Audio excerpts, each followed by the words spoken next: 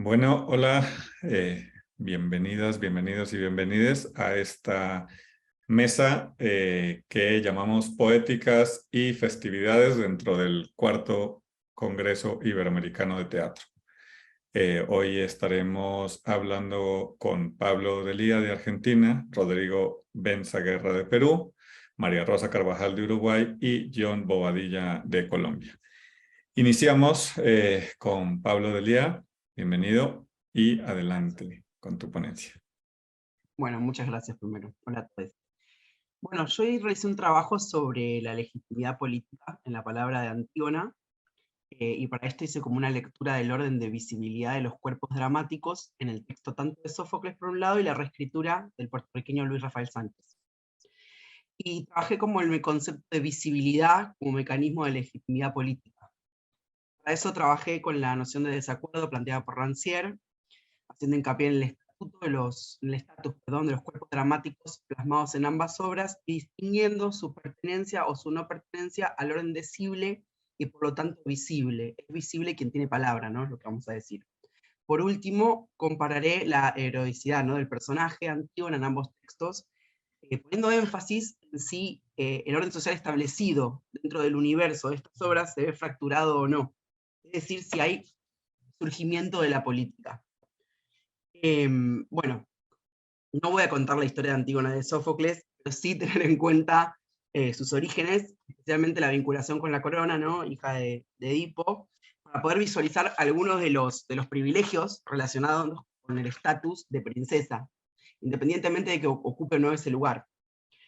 Sí, brevemente voy a decir que la acción dramática de la pieza, bueno, comienza al finalizar la guerra de los 7 contra Tebas, ¿no?, el enfrentamiento entre Eteocles y Polínices, ambos hermanos de Antígona, cuyo saldo es la muerte de ambos, ¿no?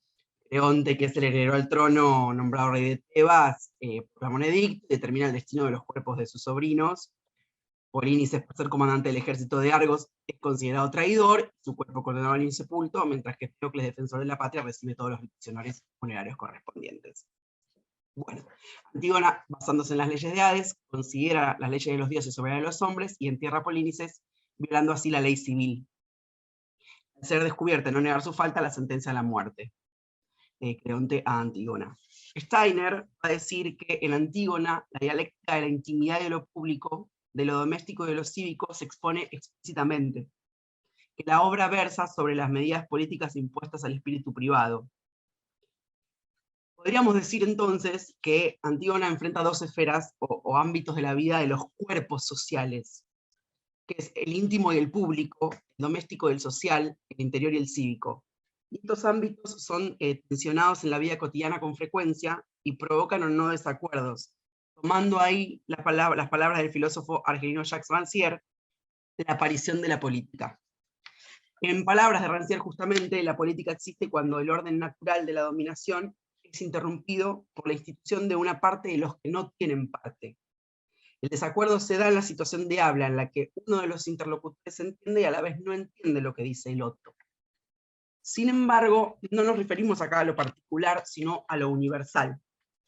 Tomando las palabras del magíster y filósofo en ciencias sociales argentino Ricardo Echegaray, que analiza el concepto de desacuerdo introducido por Rancière, indaga el significado de la dominación y concluye que hay desacuerdo respecto a qué es lo común, quiénes constituyen la sociedad, cuál es la lógica que posibilita la comprensión del mundo, cuál es el lenguaje que permite la comunicación, la acción y la evaluación de los sujetos sociales y cómo se determinan los derechos de cada quien. Por ende, voy a tomar esto para decir que el desacuerdo no es solo sobre qué significa hablar, sino también sobre quiénes pueden y quiénes tienen derecho a hacerlo.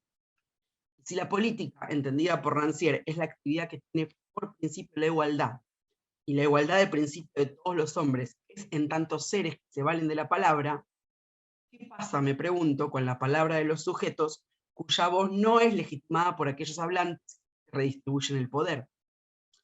Si es desde la política que se estructura el ordenamiento de la sociedad y se legitima a quienes participan de la toma de decisiones, ¿qué acciones permiten volver visibles a los cuerpos marginados por ser parte de otro logos distinto al imperante? Con esta pregunta Me pregunto también, ¿logra Antígona entonces, a partir de la acción de sepultar el cuerpo de Polinices, instaurar el desacuerdo? ¿Es una acción política, en tanto generadora de la inclusión de una parte excluida?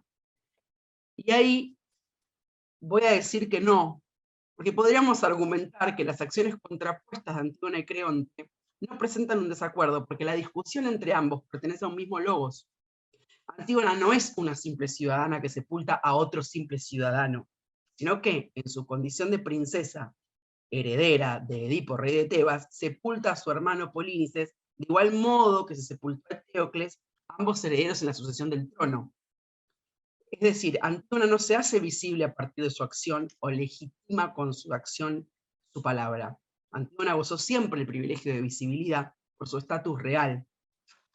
A partir de la acción que ella realiza, refrenda la ley de la sangre, los lazos filiales sucesorios, que en el contexto en el que sucede la pieza son justificados por los lazos divinos. Podría decirse entonces que Antígona le habla al poder desde el mismo poder. No hay otro interlocutor posible en esta contingencia y entonces no hace aparición la política, en tanto y en cuanto no genera desacuerdo. No se discute sobre las redistribuciones simbólicas de las partes de la sociedad, sino que simplemente se espera la subordinación de las partes ya existentes a uno u otro orden. El heredero del trono también debe ser sepultado. En varios pasajes de la tragedia, bueno, tanto el personaje de Antígona como el de Creonte expresan, se arrogan la representación del pueblo. Expresa estar obrando a favor de los ciudadanos. De hecho, hay un fragmento en el que Antígona dice: yo te honré como debía, porque nunca, ni por mis hijos, ni por mi marido, ni si su cuerpo se estuviera pudriendo, habría hecho este esfuerzo contra la voluntad de los ciudadanos. ¿Y por qué digo esto? Porque si hubiera muerto mi esposo, podría tener otro. Si hubiera perdido un hijo, podría tenerlo de otro hombre. Pero cuando el padre y la madre están en el Hades, ya no es posible que nazca otro hermano. Por esa razón te honré especialmente, querido hermano mío. Tomo este fragmento para que pensemos cómo se pone de manifiesto la estructuración de lo familiar, que es preestatal, el derecho a la herencia, a través de la ocupación de los lugares y las funciones que estos tienen aparejados en cada uno de los integrantes del clan filial. Estos lugares pueden ser reemplazados, pero no quedar vacíos. La imposibilidad de reproducir el lugar del hermano ante la muerte de los padres provoca una ausencia que desequilibra esas bases de la estructura y las funciones de cada uno de los miembros de esta casta. Por otro lado, Creonte, en su función de rey, representa al gobierno, la conducción del Estado, y el Estado se caracteriza, en palabras de Max Weber, por ser quien ejerce el monopolio legítimo de la violencia. En este caso, la legitimidad está dada por la herencia, como contábamos, y es Creonte quien debe ocupar naturalmente el trono. Al ser el representante máximo de los derechos civiles, Creonte no duda en castigar a su sobrina Antígona como lo haría con cualquier otro ciudadano, estableciendo un principio de igualdad que podríamos leer como democrático. No obstante, en varios pasajes del texto, es advertido sobre la severidad del castigo por su hijo Hemón, incluso en la representación del pueblo también a través del coro. También tengo un fragmento aquí de Creonte y Hemón, donde Creonte pregunta: ¿y acaso ella no está enferma de ese mal? Hemón responde: todo el cuerpo de la ciudad de Tebas afirma que no. Creonte: la ciudad va a decirme lo que debo hacer. Hemón: ¿no ves que hablas como un jovencito? Creonte: ¿debo gobernar esta tierra según el criterio de otro o según el mío? Hemón: no hay ciudad que sea de un solo hombre. Creonte: ¿no se dice acaso que la ciudad es del gobernante? Hemón: tú gobernarías bien solo en una tierra desierta. Bueno, entre padre e hijo tenemos una diferencia de criterio sobre la práctica del ejercicio de poder de la soberanía. Hemón argumenta que los ciudadanos hispanos temen la ira del soberano, por lo que no expresan su opinión. En otro pasaje dice: pero yo en cambio puedo oír en las sombras. Hemón, podríamos decir, quien oye las voces a las cuales no se les permite la palabra. Hemón, desde su lugar real, apela a la legitimidad de las bases que murmuran en las sombras. Intenta volver visible a esos cuerpos que no lo son ante los ojos de su padre. No obstante, bueno, Creonte no oye ni ve y sigue con el castigo ejemplar. Y no es hasta que se le notifica de la muerte de su primogénito que tiene arrepentimiento.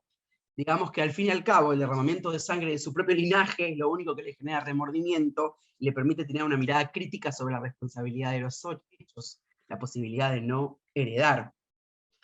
Por lo que podemos darnos cuenta es que hay ciertas similitudes entonces entre Creonte y Antígona, que es disputar desde un mismo logos, la legitimidad del poder de las leyes a las cuales cada uno de ellos ascribe, pero que en ningún caso son incluyentes de una parte de la sociedad que no es parte. ni renovadoras del orden social. Ambos comparten el estatus real y en función de esto plantean a la familia, los lazos de parentesco y la sucesión como prioridad absoluta. Luego, el texto de Luis Rafael Sánchez, La pasión según Antígona Pérez, tiene una serie de procedimientos que convierten al personaje de Antígona en una pieza política en el gobierno militar de facto del generalísimo Creón Molina, que está localizado, según el autor, en una república hispanoamericana imaginaria. Y la presentación del espacio elegido es un mural donde todo aparece y se pone de manifiesto el carácter universal un poco. Podría ser cualquier dictadura latinoamericana del territorio de las décadas de los 60, 70 y 80. Mezclan las consignas en el fondo, ¿no? Resaltan consignas que aluden a la vista política hispanoamericana de los últimos años: democracia cristiana, lograr los descamisados, patria o muerte, 26 de julio, Bosch para presidentes, Yankees Go Home, canales de Panamá, minas de Bolivia para los bolivianos, todas consignas políticas de Latinoamérica. Además de esas pancartas y escenografías con consignas, el autor puertorriqueño utiliza dos personajes en vez del coro, que son los periodistas, que repiten los titulares de los periódicos, tanto internacionales como nacionales, y representan a los medios de comunicación, y la multitud, que representa las voces de la calle, que dirán.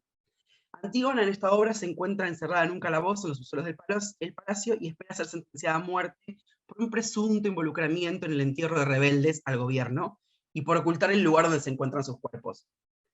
Luis Rafael Sánchez incorpora en su obra el personaje de Aurora, la madre de Antígona, elimina a la hermana Ismene. Antígona es hija única, que es importante esto, porque permite analizar el fragmento de la obra para arribar a ciertas conclusiones. No tiene hermanos de sangre. Antígona, en su encuentro con su madre en el calabozo, en este texto, ¿no? La madre le dice: Antígona, ¿por qué tienes que ser tú?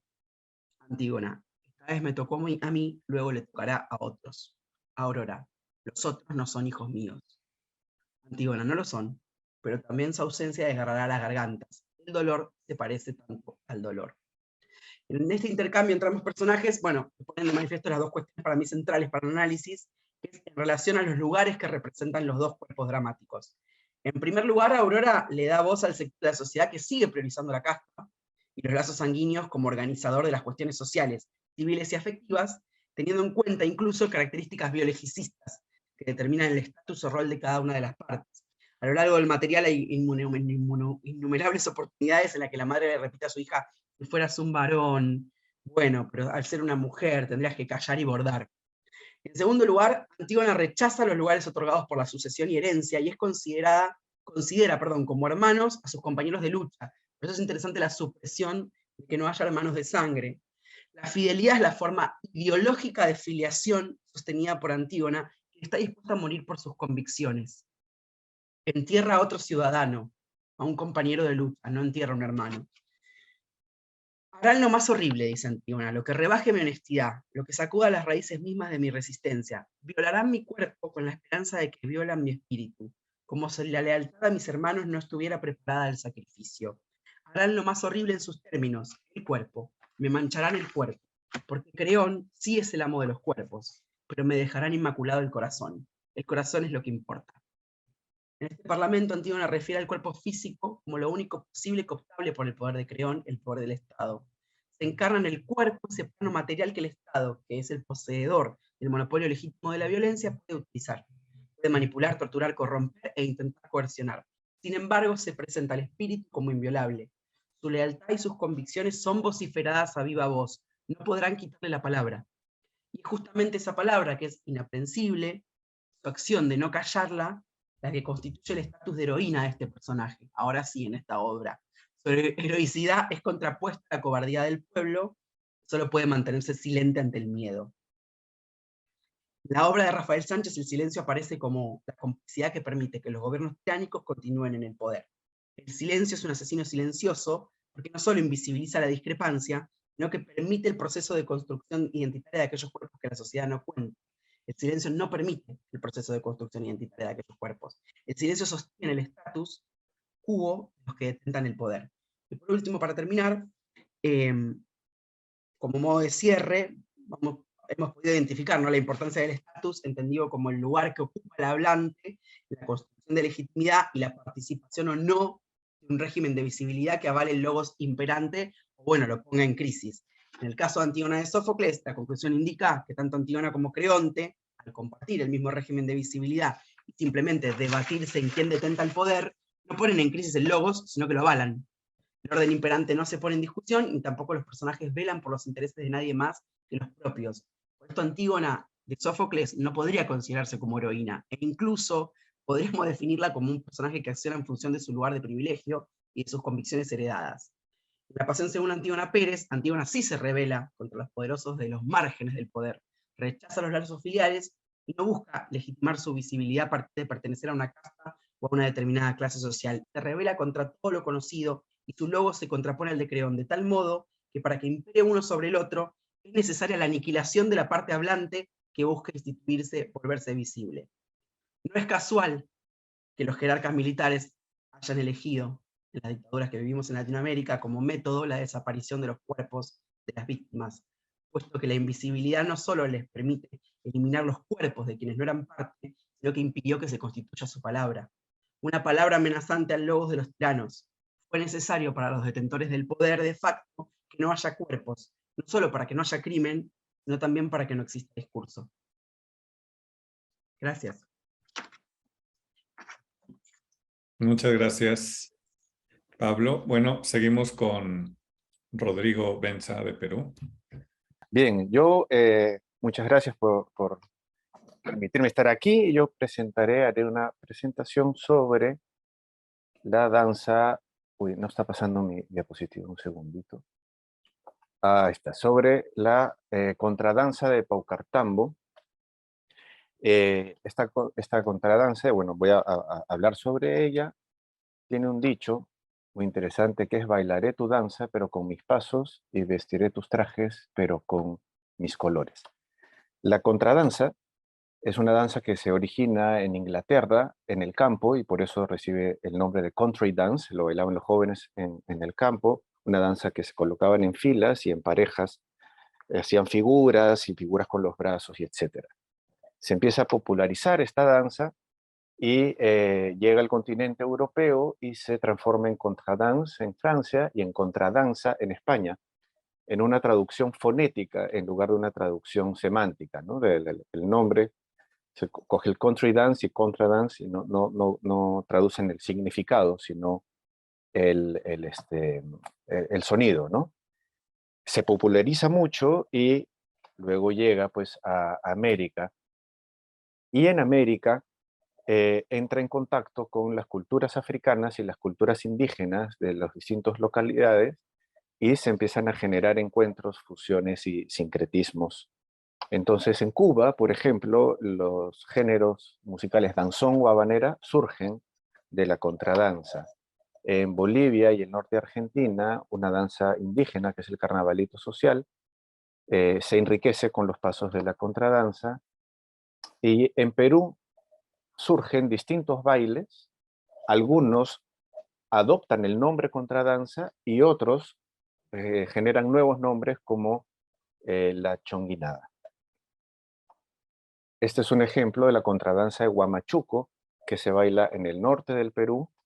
Esta es la chonguinada, que se baila en los Andes centrales.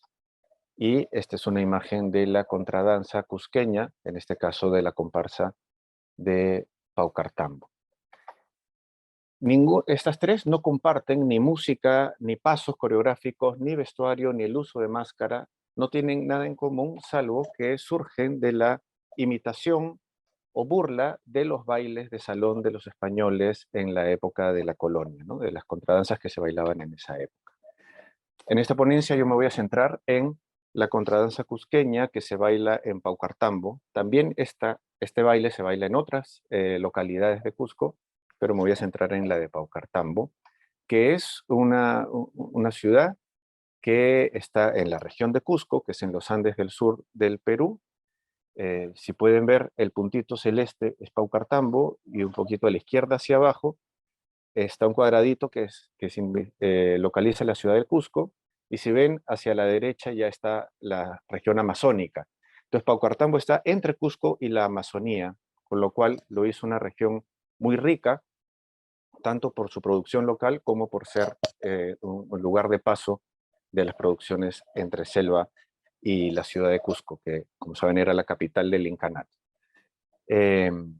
Aquí surge también la fiesta de la Virgen del Carmen, que es una fiesta de origen mestizo, que se da los días 15, 16 y 17 de julio, y en la que participan 19 comparsas diferentes, con distintas máscaras, distintos vestuarios, distintas coreografías, y también distintas funciones dentro de la fiesta ritual, ¿no? Entonces, las comparsas de Capachuncho, Capascoya, por ejemplo, tienen una función ritual muy concreta. En el caso de la contradanza, es una danza muy importante en la fiesta, pero no tiene una función ritual. Sin embargo, según la antropóloga Gisela Canepa, su prestigio se basa en que ha sido ganadora de concursos de folclore en la región de Cusco. La riqueza de su vestuario y su coreografía, de hecho, es una de las danzas en la fiesta que tiene más pasos en su coreografía y es más compleja, ¿no? Y también por el estatus social de sus integrantes, ¿no? Pero, mi amor, no puedo ahorita. Ahorita no, mi amor. Perdón, ya saben el trabajo a distancia. Entonces, el estatus social de sus integrantes también es importante para determinar el prestigio de esta comparsa en la fiesta. Originalmente en Cusco surge como una danza agrícola, y ahí hay un punto de encuentro entre su origen europeo como la country dance, que es una coincidencia en realidad. Según Amaru Boluarte, que es uno de los bailarines de contradanza, esta surge porque los hacendados españoles les enseñaron sus pasos a los campesinos que trabajaban con él, que estaban bajo su mando, que eran indígenas, y les enseñaron sus contradanzas, inclusive les pusieron su vestuario, y estos campesinos poco a poco se fueron apropiando de estos ritmos e introduciendo sus colores y sus propios ritmos. Segundo Villasante, que es un investigador sobre Paucartambo, ¿no? Ya murió, dice sobre la contradanza: representa la alegría de la siembra y cosecha de agricultores jóvenes que ejecutan los diferentes trabajos de laboreo de la tierra bajo la dirección del viejo agricultor o macho, quien posee un mazo para golpear los terrones durante la siembra. Perdón. Los personajes de la comparsa son tres: son los soldados, el macho caporal y el magta. Los soldados son los que ya hemos visto, que constituyen la mayoría de los integrantes de la comparsa, y como se puede ver, tienen un disfraz o un vestuario, ellos le llaman disfraz, muy semejante a lo representado como el vestuario de los jóvenes europeos de los siglos XVII y XVIII, ¿no? Inclusive los zapatos son del mismo estilo, el pantalón debajo de las rodillas, muy común, el tipo chaleco. En la cabeza tienen un chullo, que tal vez sea lo más autóctono. El chullo es este sombrero que te cubre de lana, que te cubre las orejas también, y que es algo muy típico de los Andes. Entonces ahí hay un encuentro visual, pero también con otros colores, ¿no? Y introduciendo sus propios colores. Luego está el macho caporal. El caporal es el jefe de la danza, es el gran general de la danza, tanto fuera como dentro del espacio de representación de la coreografía. Y en este caso, el macho está caracterizado como una caricatura del español, ¿no? La máscara de yeso que tiene, por ejemplo, esta gran nariz, y ese tipo de máscaras es muy usada en distintas comparsas para burlarse de posiciones de poder. En el caso del macho, además, tiene esta levita colorida, y etcétera, que también se puede ver que tiene mucha semejanza con el vestuario de los nobles europeos durante la época de la colonia, inclusive con la frondosa peluca rubia debajo del sombrero.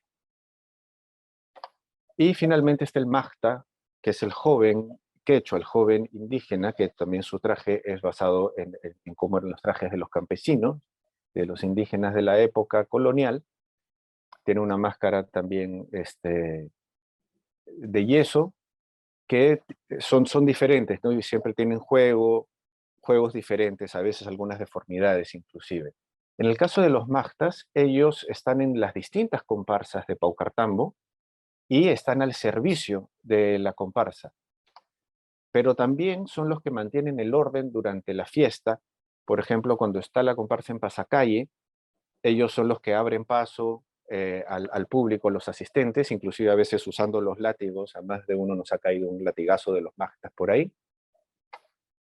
Pero siempre con mucho humor. Es un personaje que juega todo el tiempo y en ese sentido se emparenta con una serie de personajes humorísticos en las fiestas andinas que acompañan distintas comparsas, ¿no? Y a modo mayor se pueden emparentar también con el trickster, que según Tim Prentke son personajes transversales a las diferentes culturas y épocas que no encajan plenamente en la sociedad y que transgreden la autoridad. En el caso de la coreografía de la contradanza, hay una relación entre el magta y el machu, en el cual el magta todo el tiempo se está como burlando y transgrediendo la autoridad del machu. Según Manuel Raes, el chuto en Junín y el magta en Cusco, si bien atienden y sirven al patrón o hacendado, sufren la inversión del orden jerárquico a través de la burla y la picardía. Como les comenté, la coreografía y la música son bastante variadas. En este caso yo estoy trayendo 6 elementos solamente, son el pasacalle, la tercera, la coyacha, guaylas, agricultor y huamanga, 6 pasos y músicas, pero estas se podrían subdividir en bastantes más. Aquí tengo un pequeño videíto. Este es un baile dentro de la casa de cargo o el local de la comparsa, y cuando ellos bailan dentro de su casa, bailan sin máscara.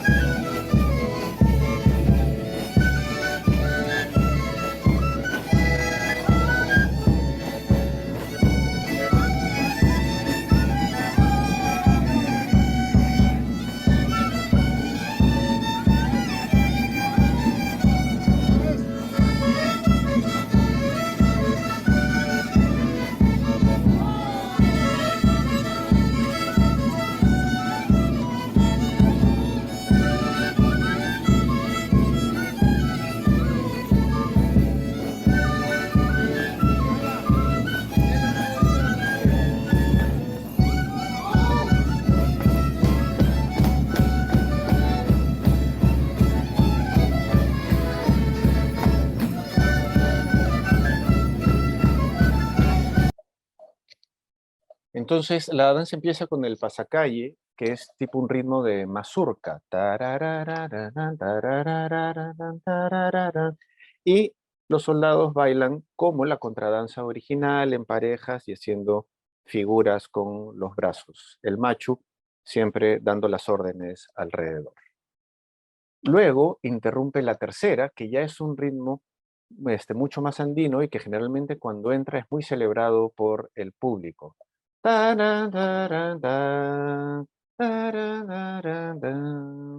Y aquí se da un paso especial que llama la atención, que es el machu coge a 2 soldados y con ellos hacen una serie de figuras tomados de la mano. El machu inclusive se da un volantín con ellos, etc. Y este paso es particularmente interesante porque el padre Bernabé Cobo, que era un cronista durante la época de la conquista, describe una danza en la que el inca baila con 2 payas, que eran las señoras de la nobleza inca, una de cada mano, dando vueltas y haciendo juegos con los brazos. Entonces, es muy posible que este paso concreto de la tercera esté inspirado en este baile inca, o sea, una herencia de este baile inca prehispánico. Esta hipótesis se ve reforzada con una imagen de Huamampoma de Ayala, que era otro cronista, en que refleja pues al inca bailando con las payas, ¿no? Entonces ya vemos aquí, desde el inicio de la coreografía, un sincretismo orgánico, empezando con el ritmo más europeo, pero rápidamente pasando a un ritmo inca. Luego viene la coyacha, que es un ritmo que va de paso.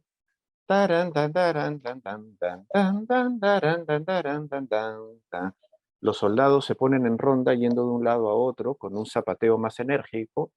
El zapateo fuerte es propio de las danzas agrícolas porque se usaban para ablandar la tierra y prepararla para la siembra, dando paso al huaylas. El huaylas es también un ritmo agrícola, pero que es originario de la Sierra Central, de los Andes centrales, que está presente en distintas danzas de Paucartambo.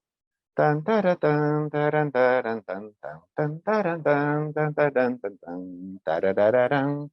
Y aquí el paso más importante de esta parte es que los soldados hacen como un túnel con sus pañuelos y en el medio pasan el macho con los mastas y también van pasando los mismos soldados. Luego la collacha nuevo y se refuerza el agricultor. Tan, tan, taran, tan, tan, tan, taran, taran, tan, tan, tarararan, tan. En este momento el macho coge de la mano a una de las filas, que se cogen a su vez de la mano entre los soldados, y va pasando entre la otra fila como si fuera una serpiente. Y luego la collacha para darle paso a Guamanga o Cacharpari, que ya es el final de la coreografía, taradara, taradara, tan, tan, tan, tan, tan, tan, en que los soldados alzan sus pañuelos y ya todo es un poquito más caótico, más como un fin de fiesta. Cuando están en el contexto de la fiesta, eh, regresa luego el pasacalle para trasladarse, ¿no? Durante toda la coreografía hay un juego entre el Magta y el Machu, como les decía antes, ¿no?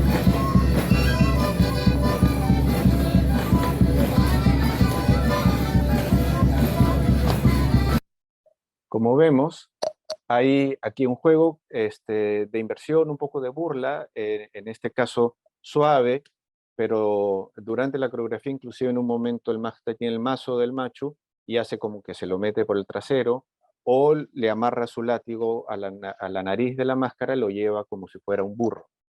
Este juego de inversión de roles es aceptado por el Machu, es muy celebrado por la gente, pero finalmente la autoridad del macho caporal está fuera de discusión, ¿no? Nadie discute su autoridad.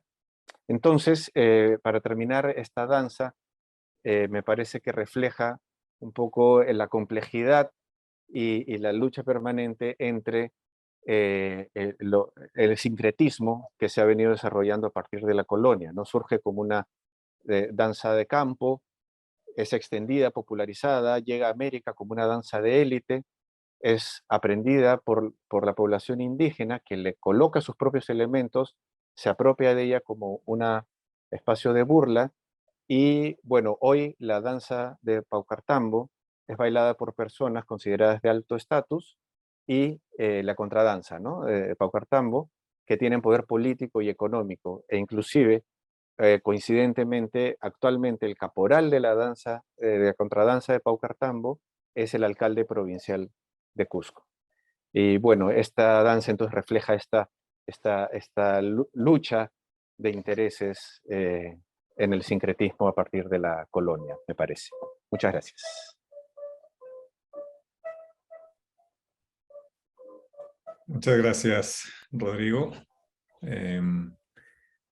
No, parece que tuvimos un problema con la conexión de María Rosa Carvajal de Uruguay. Entonces le vamos a dar paso a John Bobadilla, que nos hablará de Festidrag. Adelante, John. Muchas gracias por estar acá. Buenos días. Hoy les vengo a presentar un proyecto que nace a partir de estas personas que están aquí en esta diapositiva. Nosotros somos Historias Mínimas, somos un colectivo de producción audiovisual de la ciudad de Manizales, un grupo de jóvenes quienes somos licenciados en artes escénicas, algunos músicos, algunos estudiantes de la licenciatura en la Universidad de Caldas. Y ahí esta diapositiva no me corre. Bueno, y quienes en el proceso del año pasado con el estallido social que sucedió en Colombia, nos fuimos como acercando a un arte que se llama el arte drag. Nosotros trabajamos la creación y producción desde este punto nos interesamos por este arte, ¿cierto? Entonces comenzamos a aplicar a un proyecto, a una convocatoria del Ministerio de Cultura que se llama Jóvenes en Movimiento, y presentamos un proyecto que consiste en un encuentro de arte drag que expone las diferentes expresiones artísticas de la ciudad, de la comunidad LGTBIQ+, entendiendo también como una sociedad desigual y polarizada, que al mismo tiempo en el que aparecen discursos de género, movimientos feministas y LGBTIQ+, quienes buscan dignificar la condición del existir desde el fortalecimiento de las diversas miradas y acciones sobre la construcción del género, procesos culturales determinantes en el devenir ser hombre o mujer, o varón o hembra, ¿cierto? Entonces construimos este proyecto con el objetivo de generar un espacio para la exposición y documentación del arte drag en la ciudad de Manizales, con el interés de visibilizar las realidades sociales, artísticas y políticas de las comunidades sexualmente diversas. Entonces comenzamos por un proceso de registro y de tomar diferentes testimonios, tanto de la comunidad en general, personas del común, como artistas drag de la región, con el interés de poder como generar un estado de conocimiento acerca de el conocimiento que tenían las personas en general de esta población. Y acá les presento. Yo pienso que estas personas que conservan su imagen siendo masculina o femenina y se maquillan extremadamente, yo creo que tienen libre expresión, libre forma de ser. Todos merecemos respeto, todos merecemos igualdad, sin importar nuestros gustos, cómo nos queramos ver. Lo importante es sentirnos bien con nosotros mismos y pues nada, una sociedad libre de perjuicios. Entiendo que son personas que se visten de mujer, no necesariamente son gays, pero que sí usan su imagen para hacer espectáculos y mostrarse. En Argentina, por un lado, a veces tiene una visión muy negativa porque se lo asocia con el transvestismo, con la noche, no tiene nada que ver. Allá en Argentina se lo usa mucho como un arte, hay muchas fiestas drag queen que la verdad son muy divertidas, de hecho he ido a algunas y los espectáculos que hacen me parecen fantásticos. Me parece bello, me parece, sí, pues digamos, es como una forma de manifestarse también o de expresarse. En ese orden de ideas, pues uno podría decir que se asemeja un poco a las tendencias del arte contemporáneo. Ya estas personas que de pronto quieren tomar una forma diferente, aparentar lo que no son, creo que no estoy de acuerdo con eso. Yo pienso que estos testimonios hacen parte de un documental que fue un producto del festival que se llama Llámame Ella, en donde estuvimos como recogiendo todas estas experiencias, tanto de las personas quienes participaban en el proyecto, como de estas otras miradas que hay alrededor de esto. Entonces, a partir de esto, nosotros logramos categorizar unas problemáticas a las cuales les dimos como un valor numérico en cuanto a su influencia y dependencia.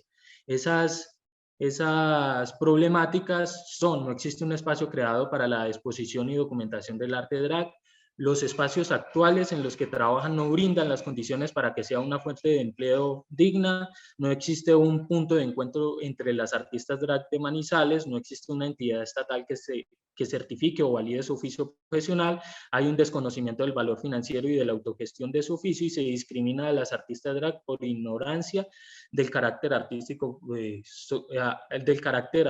político y social de su labor.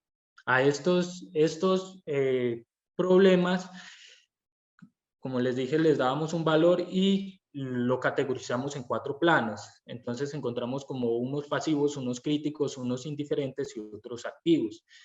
Con este proyecto FestiDrag buscamos de alguna manera alivianar, no digo solucionar, porque esto ya es un problema sistemático permeado en el tuétano tal vez de la sociedad. Entonces buscamos como alivianar el impacto de los problemas 1, 5 y 6, que serían: no existe un espacio creado, hay un desconocimiento del valor financiero y se discrimina a las artistas por ignorancia del carácter social y político. Y creamos creamos estas actividades, ¿cierto? Creamos unas entrevistas, en donde nos acercamos a las artistas drag de Manizales con sus diversos procesos culturales y artísticos con los que representan y aportan a la construcción de identidad del territorio. Y se generan espacios de diálogo en los que se evidencian las tensiones y agresiones de la sociedad hacia las drag por reivindicarse con las diversas expresiones del género y luchar por la deconstrucción de la feminidad como una lucha de resistencia artística. Los talleres de formación se formaron a personas en introducción al arte drag, quienes tuvieron la oportunidad de conocer la historia, los procesos de resistencia de la comunidad sexualmente diversa y además aprender sobre técnicas de maquillaje, construcción de personaje drag y creación de la puesta en escena. Este iba con el objetivo también, con un doble propósito. Uno, como ayudar a tecnificar los procesos que se vienen realizando en la ciudad, y otros a, de alguna manera, fomentar la participación de nuevas participantes. En donde se logró interactuar con diferentes casas de la ciudad de Manizales. Ellas se distribuyen por casas, donde está la Casa Altaria, la Tribu Crawford y la Casa del Castillo. El evento clausura, como decía en la diapositiva anteriormente de problemáticas, resulta y pasa que dentro de este mundo del drag pues hay un problema, y es que el arte es limitado, en Manizales está limitado solo a escenarios de exposición como discotecas y bares y demás. Entonces, con buscábamos generar otros espacios de exposición del arte drag que no estuvieran necesariamente ligados a estos, ¿cierto? Y logramos como tener 3 artistas de diferentes casas quienes valoraban los shows de las participantes. Y por último, tuvimos una socialización en donde de los productos, entre estos el documental del que les acabé de hablar, en donde se generaban espacios de diálogo y de sana convivencia que permitieran reconocer las diferentes perspectivas frente al arte drag a través de foros sobre los productos audiovisuales presentados en los diferentes espacios culturales enfocados en el género, que tal y como se proyecta, asume, mitifica y teoriza.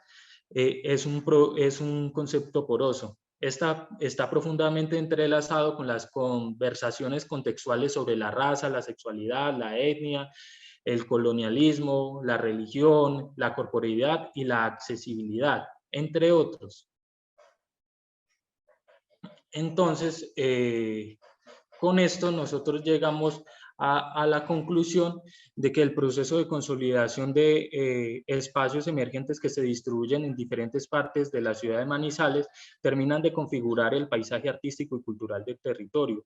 Una sociedad enriquecida por la cultura y el arte debe velar por los intereses, tanto de aquellos que se preocupan por la apropiación e identidad cultural del territorio basadas en las costumbres y tradiciones, como por los que están emergiendo con propuestas nuevas en la capital caldense. El drag, al ser un arte que se ha limitado a exhibirse en contados escenarios directamente relacionados con la fiesta y la noche, tales como discotecas y bares, ha sido enclaustrado a sitios poco favorables para su debida valoración y difusión como un arte que transgrede y lucha por las libertades sexuales, reproductivas y de género dentro de la sociedad. La escena drag hace parte de estas nacientes manifestaciones, la cual sigue vigente a pesar de las condiciones precarias a las que se ve sometida debido a las bajas remuneraciones laborales, ya que es un arte que cuenta con poca visibilización, apoyo y reconocimiento gracias a su corta trayectoria en la ciudad. Festidrag busca abrir las puertas a la comunidad en general de esta ciudad para visibilizar estas nuevas prácticas creativas que reúnen distintas artes, entre ellas la danza, el lip sync, el maquillaje, el performance, el teatro y medios audiovisuales, para aportar al enriquecimiento cultural y artístico del departamento a través de medios que permitan construir escenarios de formación artística con conciencia social, política e incluyente. Esa es mi ponencia. Muchas gracias. Muchas gracias por sus intervenciones. Damos entonces por cerrado y seguimos a las déjenme ver aquí, a las 12:30 con la ponencia de cierre del día de hoy. Los invitamos las invitamos a consultar la programación. Todavía nos queda mañana con actividades. Entonces, bueno, muchas gracias. Y Muchas gracias. pronto. Abrazo.